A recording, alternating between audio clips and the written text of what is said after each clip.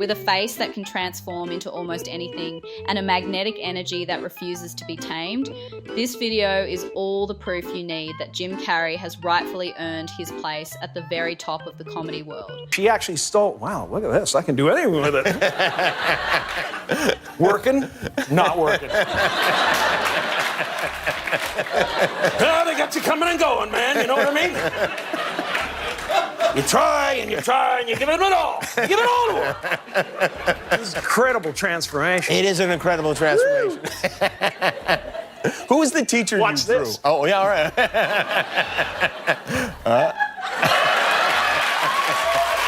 Even the biggest stars can grow weary of recycled questions, and Jim Carrey is no The different. reporters, do they ask you the same questions day after day, or literally 10 times a day? You do. You get a lot of the same questions over and over again, but I don't mind, you know, as No? long as I can keep my answers changing and different. Like, ask me if I like working with the animals. Oh, okay. Now, do you like working with the animals? Is that fun? Yes, I do. Especially the monkeys. They're wonderfully unpredictable. Ask me again. Do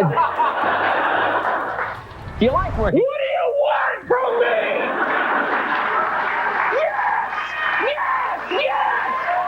I like working with the animals! Kind of like a praying mantis, it just shoves its food into its mouth and little tiny mouth parts break it apart, right?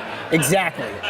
That's the move. Very good. So, James, go ahead. Put your hand out, James. For decades, Hollywood has relied upon a special kind of magic to conjure movie heroes of all shapes and sizes. Of course, this magic I'm referring to is LSD. I might be reading that wrong. It's animation. Wow. I was way off. Sometimes when you watch this stuff, it's like you're... Anyway. What trips most people up is precisely what drives Jim Carrey forward, and this moment captures that perfectly. His father was absent. His mother went into an asylum when he was 14 years old. My fault, sorry. It's pretty stirring stuff. During what had been a rough patch in his personal life, Jim Carrey once handed out some seriously unconventional dating advice. Consider yourself warned. If you want a whole room full of ladies to know what you want without them getting the wrong idea, walk into a singles bar like this.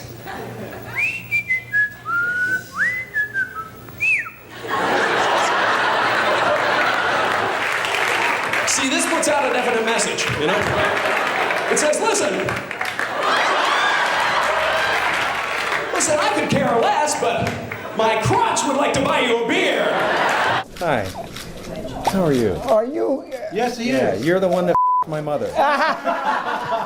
He's the one. You're on camera. It's okay. He said it. Yeah, No, it's okay. It was nearly impossible to tell whether he was celebrating or subtly poking fun at Hollywood's obsession with appearances in that speech. And when I dream, I don't just dream any old dream. No, sir. I dream about being 3-time Golden Globe winning actor Jim Carrey. Comedy often carries deeper meaning beneath the surface, and Jim Carrey has long used laughter as a shield for real emotions, sometimes with unexpected fallout. But we had a thing called the kidding face. The kidding face. The kidding face lets your friend know that you don't really mean what you're saying, and then he does the kidding face back to you, letting you know that that he understands that you're kidding. Well, it would be like, you're an idiot. Try it, go ahead. You look stupid bald. But being who he is, he couldn't resist flipping the script in the most quintessentially Jim Carrey way possible. It's just the one thing that I didn't really want you to touch on, and you did. It's all funny, puppet master, you know, running everybody's lives, coming into another country. Ooh, I own the place, big deal. And guess what else? No one likes you, Conan. No one likes you, and you're gonna die alone!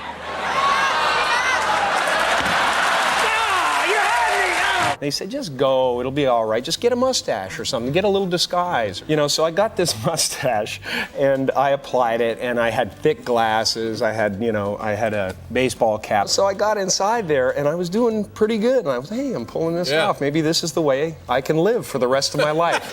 I got up to the vendor who's selling all this stuff and I waited and he didn't seem to be doing anything. So I looked up and he was staring at me like this.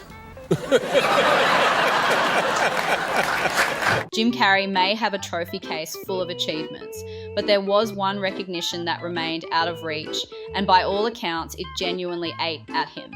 I'm here tonight to present the Academy Award for Outstanding Achievement in Film Editing. That's all I'm here to do. I didn't expect that to happen.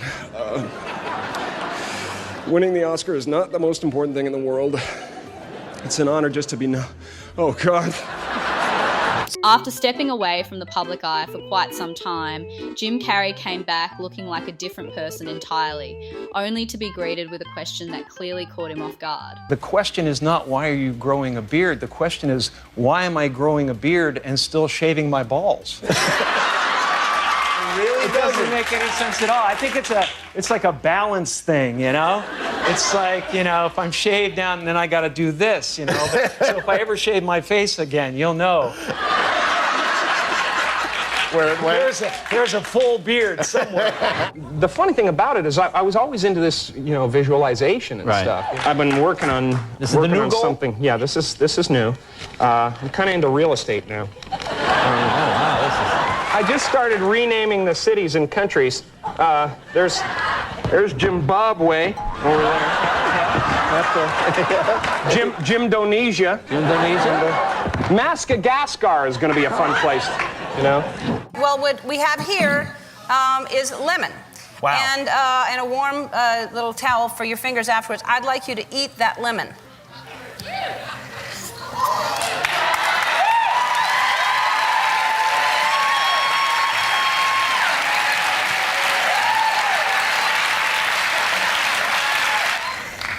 How's that? I made lemonade. Yeah.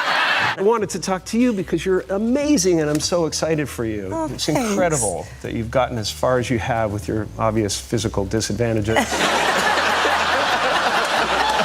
After years of being the subject of fabricated headlines, Jim Carrey found a way to spin the gossip into comedy. I want to tell people that if you go to a newsstand and you read about me in these rags, you know, 90% of what you're reading is absolute garbage. It's total fabrication. Really? Check it out. Said to be romantically involved with Dumb and Dumber co-star Lauren Holly. Now, I don't know where they dream this stuff up. I mean, so we sleep together 4 or 5 times a week. Does that mean we're romantically involved? Of course not. No. We're just good friends. You're a granddad, unbelievably. I am a granddad, yeah, yes, granddad. I am. But I tell him, don't call me grandpa, because every time, and it's hilarious, because he'll just keep doing it because it bothers me. You know, I say, don't call me grandpa, and he'll go grandpa, and every time he calls me, I get a little older. Who are you? But I go out and I meet people and it's always cool. You know, most of the time, you know, every once in a while there's somebody who asks for a little too much. You know, Like, what do you mean? Like more than an autograph? Yeah, well, they'll say something like, hey, wait here. I'm gonna go have some kids, then bring them back to meet you. Or you know, something like, oh, Mr. Carrey, if my friends would kill me if I ever told them that I met you and I didn't get your underwear. Come on!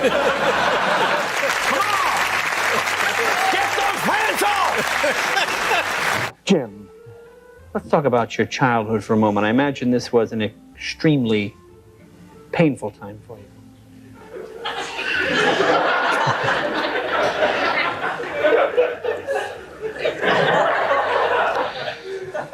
Here I go! I promised myself I was gonna do it.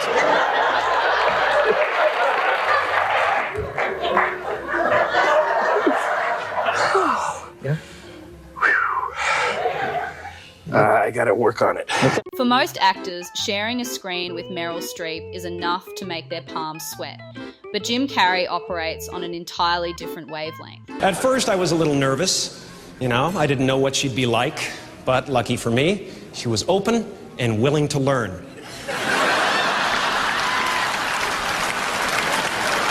Remember the time when you were in the middle of that scene and you were all over the place, hamming it up, eating the damn scenery, and I said, "Hey, Meryl, less is more."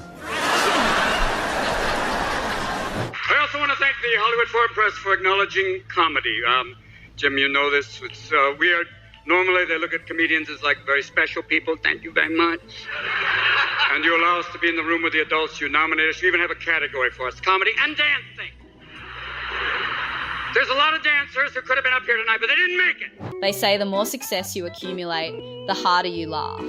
And Jim Carrey seemed to figure that out earlier than most. It's a bit of pressure. I noticed that it changes you in little ways. Like it's changed the way I laugh at parties. Oh, really? You know, I used to go, that's really funny. You know, now I go, oh!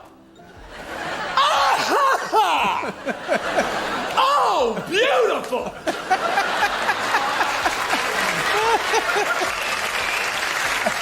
Have you guys heard this one?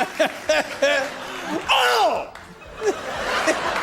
Though when it comes to genuine laughter, Jim Carrey always maintained that nobody could outdo his father. I'm going to be a great character when I get old, you know? Like, my father is the happiest man on the face of the earth. That's great. He laughs after everything you say. Mm-hmm. And he's deaf in one ear, so he dips and laughs. Dips and laughs. Huh?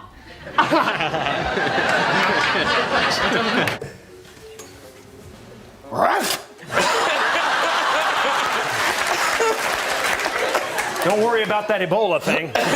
Jim Carrey went all in on his Jim Morrison persona during this particular award speech, and his moment of gratitude took a turn nobody saw coming. Last, but definitely most important to me, I'd like to thank all the ladies. There's some fine-looking in this room tonight, I'll tell you that much.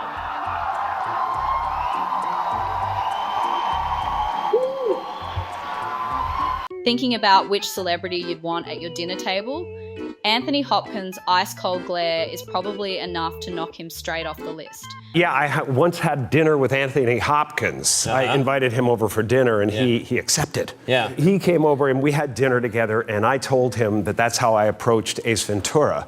It was a smart bird, and he went, "I do that." Hannibal Lecter was a cross between a crocodile and a spider with infinite patience, infinite time to just wait for the perfect moment to strike! And frankly, it got a little creepy. Yeah. It really did. It started getting creepy. I started going, "More roast beef, man? There's plenty in the kitchen." You know, their parent says, "You know who that is? That's the Grinch." And I go, "I must find a way to stop Christmas from coming."